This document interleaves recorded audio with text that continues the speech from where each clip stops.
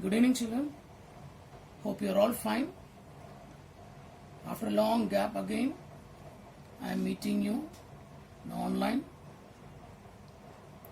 Last class, we saw the poem The Castle, the first poem by Edwin Muir. The summary of the poem or the outline of the poem, I just explained to you. And today I am going to take the poem line by line.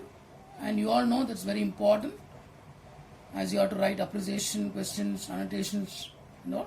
So it's very, very important. So first I'll read the poem, and I told everyone to take down the poem. Hope you are all having the poem with you. Right. First I'll read the poem, and last class I said this poem is narrated by one of the soldiers in the castle. A castle, again, you know, a large building, fortified building of the medieval period. Now you don't see a castle and all, but in that period you see, okay, a castle or a citadel. It's called as a citadel. And here a soldier narrates how the castle being overtaken or overthrown by the enemies. Now I'll read the poem and I'll take the poem line by line. Yes. All through that summer at ease we lay, and daily from the turret wall we watched the movers in the hay. And the enemy half a mile away, they seemed no threat to us at all. For what, we thought, had we to fear, with our arms and provender load on load, our towering battlements tire on tire, and friendly allies drawing near, on every leafy summer road. Our gates were strong, our walls were thick, so smooth and high, no man could win. A foothold there, no clever trick could take us dead or quick. Only a bird could have gotten. What could they offer us for bait? Our captain was brave and we were true. There was a little private gate, a little wicked gate. The wise and warder led them through. Oh, then our maze of tunnel stone grew thin and treacherous as air. The cause was lost without a groan, the famous citadel overthrown, and all its secret galleries bare. How can this shameful tale be told? I will maintain until my death. We could do nothing, being sold. Our only enemy was gold, and we had no arms to fight it with. So this is a poem, and I'm going to take line by line, and you know, all know that you have to write the meanings of the hard words, right? Yes. All through that summer at ease we lay. We refer to the whole troop, the set of soldiers who were in the castle. And this poem was narrated by one of the soldiers. All through that summertime, how the soldiers were inside the castle. At ease we lay. Ease here, stress-free, relaxed, in a relaxed manner. They are not afraid of anything. They were free. They were relaxed. And daily from the turret wall, you can see the word turret there. Turret here, a small tower on the top of the castle. Last time I showed the picture also.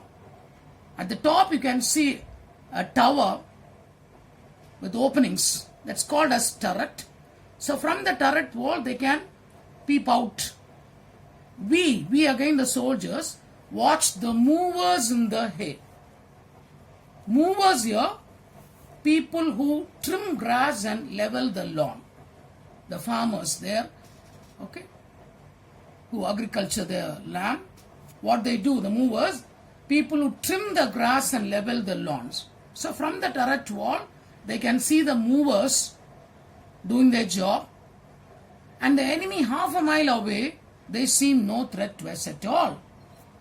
So now you can very well understand the enemy troop or the enemies are half a mile away, just half a mile away, but these people who were inside the castle, they were not afraid at all. Threat here, fear. They are not afraid. Threat here, fear. They are not fearful. Even though the enemies are half a mile away, they are not afraid of them. Can you understand the first stanza, students? All through that summer at ease, very relaxed way, they lay there. They were inside the castle, and daily from the turret wall, the small tower on the top of the castle, they can see it's called as the So movers means, the people who trim grass and level the lawns. So the soldiers were able to see the movers from the turret wall.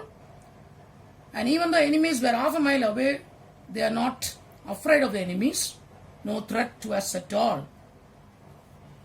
For what we thought had we to fear with our arms and provender load on load. Now they are asking why we should fear. Why we should fear? We have plenty of arms here, weapons. And provender means food. Children, you are writing the meaning? Yes. So we have plenty of weapons and food. Load on abundance, in plenty. Then why should we fear? Our towering battlements, tall towers with opening. So last class, I showed the picture of a castle. You can see every the fort or a castle, it has small openings at the top of the tower. So tall towers with openings. So through that only they shoot the enemies. Okay. So our towering battlements, tier on tier, one above the other. So they can see the enemies coming through these openings. So towering battlements, tier on tier means one above the other. And friendly allies drawing near. Not only that, we have arms in plenty, provender food in plenty. Okay, towering battlements are there, tier on tier. And friendly allies, friendly and supporting nations, helping nations. Armed forces are nearby. They are all very helpful to us. So why should we fear? On every leafy summer road, here this line tells about the summer season where the soldiers were stress-free and relaxed. So it is understood that threats are insignificant here. No threat at all. Threat has no significance at all here. Okay, they are not at all afraid of the enemies even though they are half a mile away. Yes, so that is the second stanza. Everything in plenty, in abundance, food and arms, weapons, everything we have. With all the towering battlements and friendly allies here, helping nations, supporting nations, armed forces, they are all very helpful to us. So why should we fear? Our gates were strong, our walls were thick, so smooth and high, no man could win. A foothold there, no clever trick could take us dead or quick. Our gates were strong. So the third stanza also tells about the very strong fort. This castle is a very strong one. Gates were very strong. Walls were very thick. Okay, very safe castle. Okay, well protected castle. So smooth and high. No man could win. Win here meaning enter. No one could so easily enter the citadel or the castle. A foothold there. Foothold here meaning they cannot take an advantageous position. A military move. The next military move is called as foothold. So they cannot so easily, they cannot enter the castle. A foothold, they cannot make the next move, an advantage position, a military move, a military operation, because it is a well protected castle. No clever trick.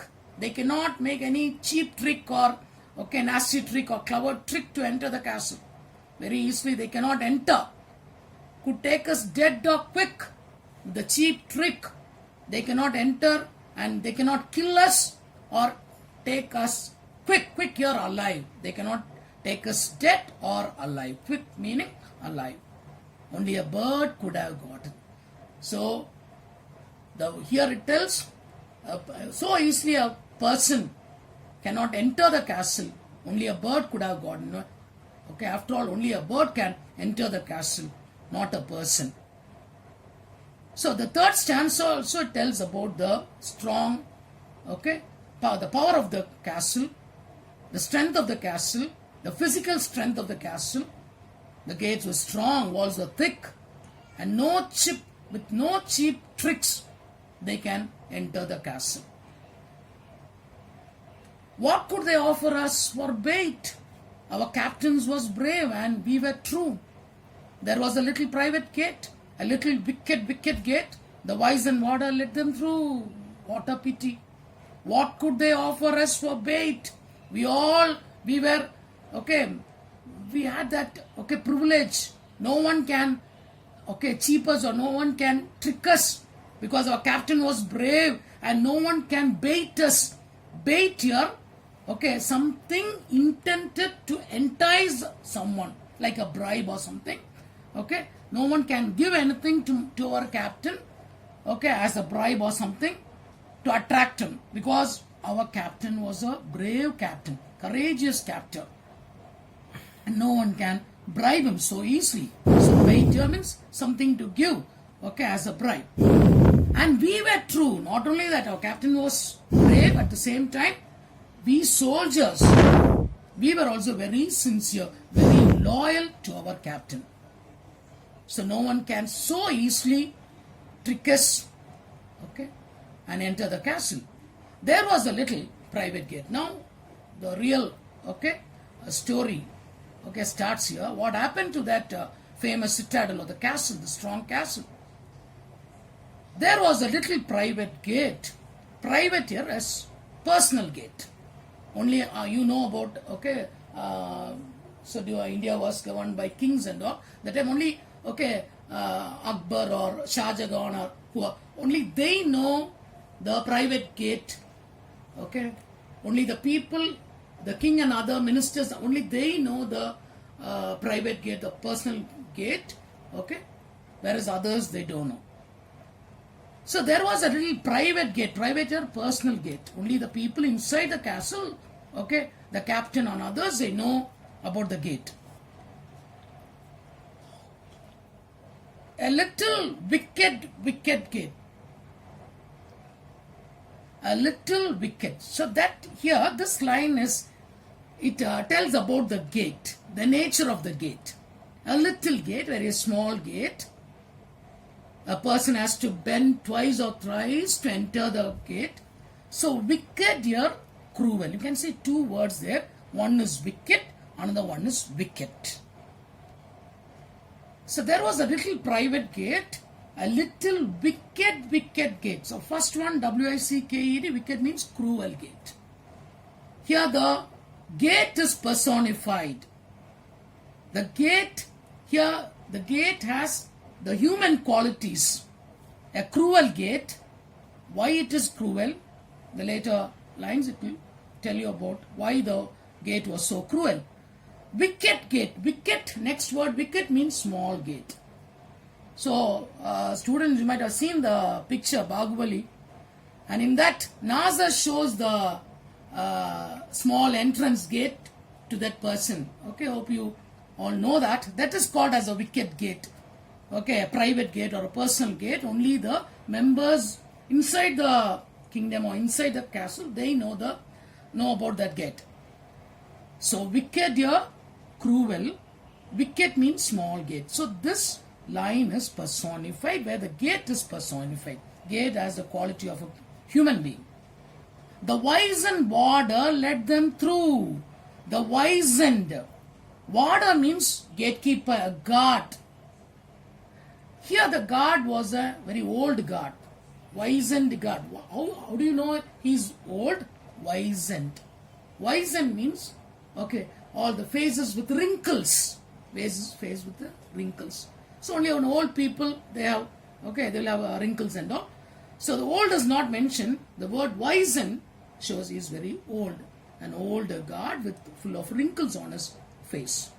The wizened warder means a guard, gatekeeper, led them your enemies through that gate, through that wicked gate. So now you can understand, the gate was so cruel by letting the enemies in.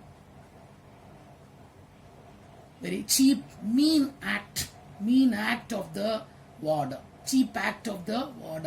A well-protected castle where the soldiers were thinking no one could enter the castle except a bird, small bird. So they were so confident that no one can enter the well-protected castle. But the chief act, a petty act, mean act of the warder, okay, gatekeeper, let the enemies, okay, in. Oh, what happened?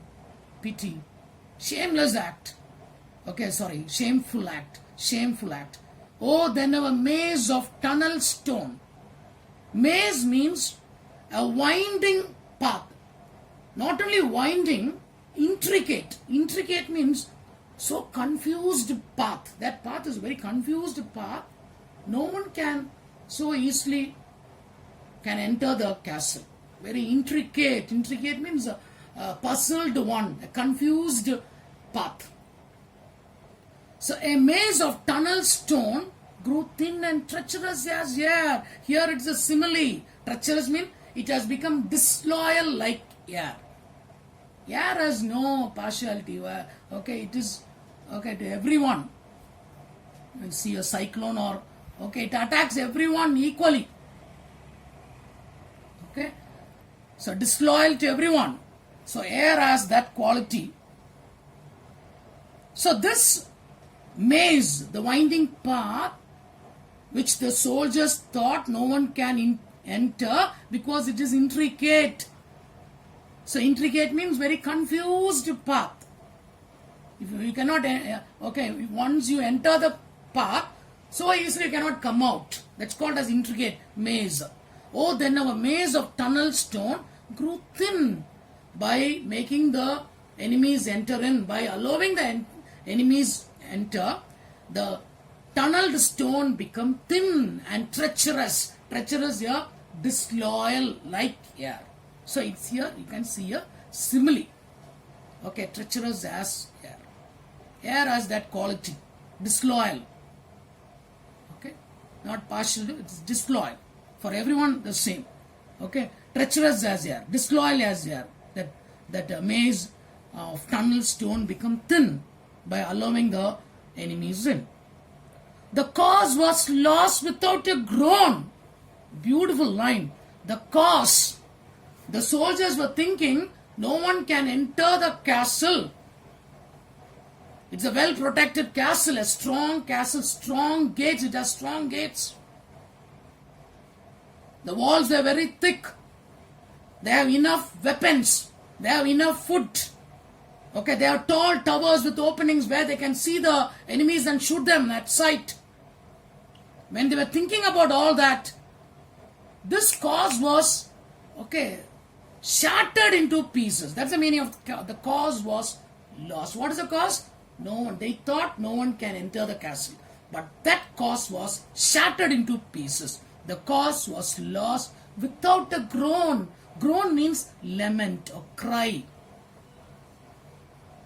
So war or battle means you have to fight. You have to go and fight. Many will die on, okay, both the sides. Both the sides. That is war. War means you have to go and fight. Okay, war means, okay, bloodshed everywhere. Some will survive, some will die, many will die. That is war. But here, without a war, without a fight, without a battle, without an attack, the castle was overthrown, captured by the enemies. Without a groan, no lamenting, no crying, no groaning sound anywhere. War means people will, okay, cry. Okay, after a war you can see people crying, lamenting. But here, without a lament, without a cry, the cause was shattered. The famous citadel overthrown. The strong, okay, well-protected, safe castle. What they were thinking about the castle, it was captured, it was defeated by the enemy camp, enemy troop. The famous citadel, the castle. Citadel again means castle. The strong, well-protected castle. How they thought about the castle, it's well safe. They thought it's very safe. But it all shattered into pieces. The famous citadel overthrown. Overthrown here, captured, defeated. and all its secret galleries bare. Secret galleries, again, only the people inside the castle. The king and the ministers, others, they know about the secret galleries where they store all the gold and other things. Okay, they store all these provender, food, okay, money, all because for future use. After the war, they need all that. But everything was bare here, empty. Everything was plundered, looted by the enemy camp. So galleries bare here, bare, empty. All the, okay, everything was plundered, looted by the enemies.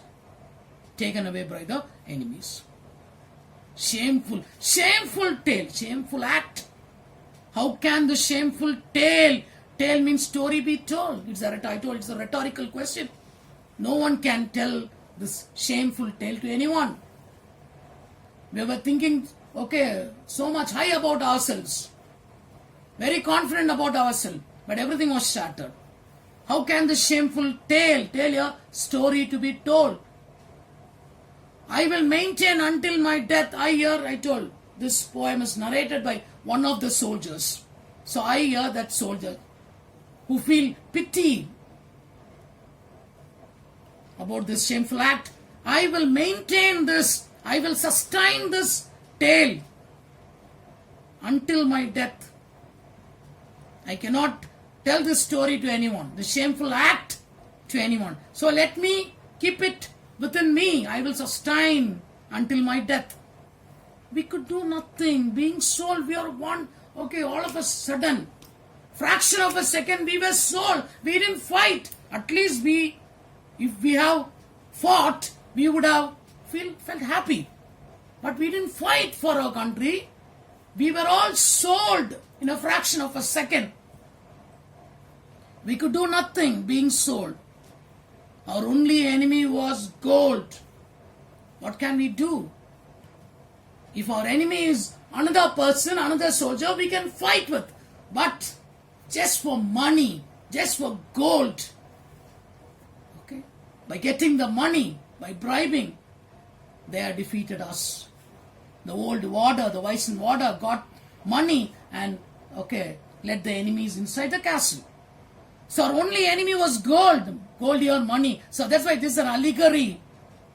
Okay, gold is symbolized as a person, not personified. It is symbolized or represented as a person.